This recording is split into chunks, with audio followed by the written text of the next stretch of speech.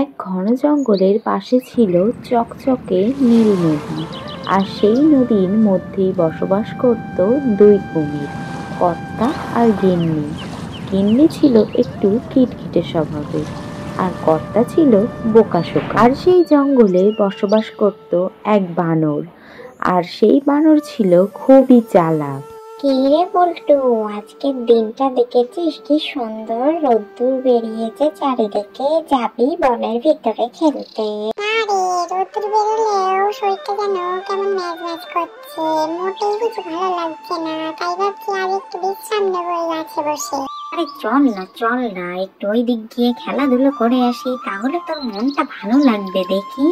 না রে, আজ আমি যাবো না, আমার একদম ভালো লাগছে না।